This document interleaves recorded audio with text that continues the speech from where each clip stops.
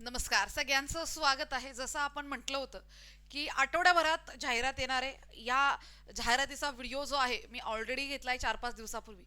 मी म्हटलं होतं की आठवड्याभरात, पण आठवड्याच्या आतमध्येच आपल्याला संभाजीनगरची जाहिरात बघायला मिळते, छत्रपती संभाजीनगरची जाहिरात बघायला मिळते. आणि जसं आपण सांगितलं होतं तसंच आपल्याला पूर्ण जाहिरातीचं स्वरूप बघायला मिळतंय.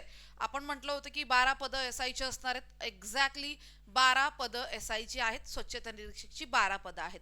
एक लक्षात घ्या. आता कॅटेगरी वाईज ते तुमचं तुम्ही स्वतःहून बघून घ्या.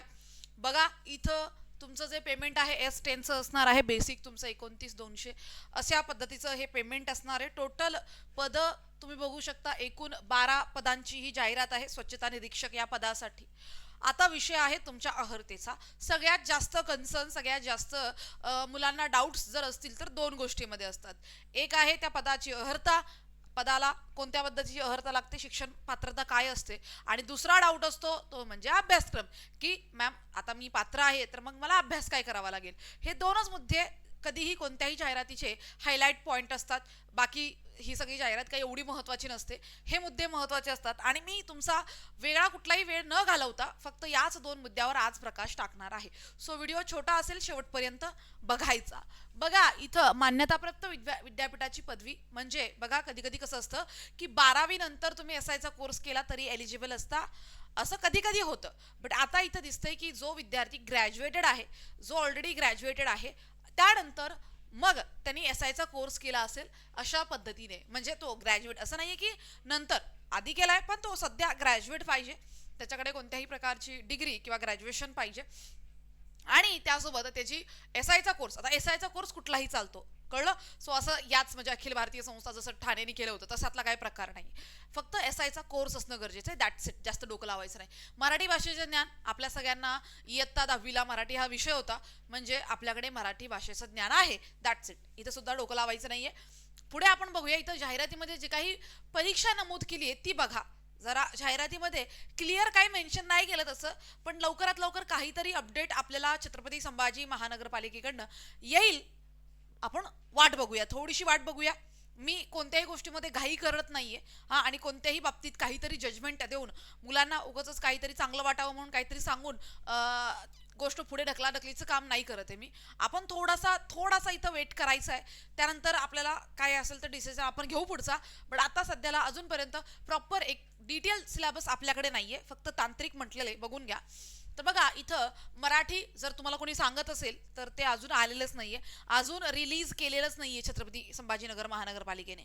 आयबीपीएसने किंवा छत्रपती संभाजीनगर महानगरपालिकेने रिलीज नाही केलं. जाहिरात आहे, जाहिरात बघून घ्या. भरपूर साऱ्या गोष्टी इथून पण क्लिअर होत आहेत. मराठी भाषा असणार आहे, इंग्रजी असणार आहे, सामान्य ज्ञान असणार आहे, अंकगणित, बुद्धिमत्ता असणार आहे. इथं सरळ सरळ म्हटलं की गणित पण असेल आणि बुद्धिमत्ता पण असेल, मॅथ्स पण असेल, रिझनिंग पण असेल. आणि विषय ज्ञान म्हणजेच जो काही तुमचा तांत्रिक विषय आहे त्याचं बहुपर्यायी प्रश्न असतील, एमसीक्यू असतील. दर्जा हा संबंधित पदाकरिता विहित करण्यात आलेल्या किमान शैक्षणिक अर्हतेनुसार असेल. म्हणजे आता जर पदवी आहे तर पदवीनुसारच तुम्हाला प्रश्न विचारले जातील. 200 गुणांचा हा पेपर असणार आहे, पण प्रश्न जे असतील 100 असतील. फक्त जे फायरमॅनची जी पदं आहेत जिथं ग्राउंड असतो त्यांना थोडासा जो काही वेळ आहे तो बदललेला आहे, बाकी सगळं अगदी सेमच असणार आहे. परीक्षा ही ऑनलाईन होईल. आयबीपीएस तुमची एक्झाम घेणारे, लक्षात घ्या, आयबीपीएस ही कंपनी एक्झाम घेणारे. यापूर्वीच्या सगळ्या महानगरपालिकांचा जो पेपर आहे, सगळ्या म्हणजे आपण बघू शकतो, लातूर असेल, पिंपरी चिंचवड असेल, पनवेल असेल, सोलापूर असेल, त्यानंतर आपण आता बघतोय नवी मुंबई झाली, कल्याण डोंबिवली महानगरपालिका, मीरा भाईंदर झाली, आता येणारी टीसीएस ठाणे महानगरपालिका, नाशिक महानगरपालिका, या सगळ्यांचा पेपर जो आहे तो टीसीएसने घेतला होता. बट आता आपल्याला इथं फक्त या महानगरपालिकेने थोडासा विषय बदललाय आणि त्यांनी कंपनी चेंज केलेली आहे. आयबीपीएस तुमचा पेपर घेणार आहे हे लक्षात घ्या. आणि आयबीपीएस कंपनी एक्झाम घेणार आहे या अर्थ आपल्याकडे असं आयबीपीएसचे पीवायक्यू नाही आहेत. आपण फक्त आपल्या तांत्रिक विषयानुसार पुढे जाऊ शकतो. आपल्याला माहिती आहे की आपला टेक्निकल जो काही नॉलेज असणार आहे किंवा आपला टेक्निकलचा तांत्रिकचा जो आपला विषय आहे त्याच्यामध्ये आपल्याला काय काय अभ्यासायचं आहे. एसआयला किंवा आपण बघतो स्वच्छता निरीक्षकला आपल्याला काही बेसिक टॉपिक सगळ्यांना माहिती असतात, जे काही एन्व्हायरमेंटल सॅनिटायझेशन आहे, डेमोग्राफिक डिव्हिडंट आहे, एपिडेमिलॉजी आहे. हे अगदी महत्त्वाचे टॉपिक्स आहेत ज्याच्यावर आपल्याला सारखे सारखे पर्सनल हायजीन आहे, सार्वजनिक आरोग्य आहे, सार्वजनिक आरोग्य क्षेत्रातील योजना आहेत. याच्यावर आपल्याला प्रश्न असतो. सो हे तर आपण आता शिकायला सुरुवात करणारच आहोत.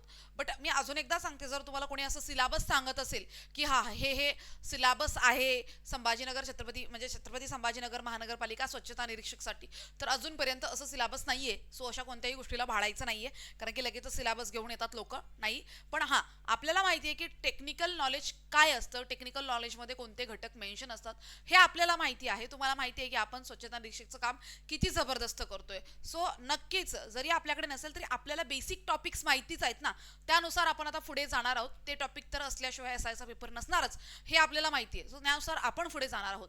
जर तुम्ही पहिल्यांदाच आपल्या चॅनलवरचा हा व्हिडिओ बघताय तर तुम्ही चॅनलला सबस्क्राईब करून घ्याच, कारण की एसआयसाठी आपल्या एवढा भारी, आपला इतका कंटेंट तुम्हाला महाराष्ट्रात कुठेच मिळत नाही. एवढा क्वालिटी कंटेंट आपण एसआयच्या पदासाठी प्रोव्हाइड करतो.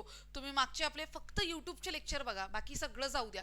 यूट्यूबच्या लेक्चरमध्ये सुद्धा एवढा क्वालिटी कंटेंट मी सर्व केलेला आहे, त्याच्यावरून तुम्हाला कळेल की काय लेवलचं आपण एसआय टीच करतो. ओके, तर नक्की सबस्क्राईब करायचे. काही डाऊट असेल तर या व्हिडिओच्या खाली कमेंट करायचे. धन्यवाद.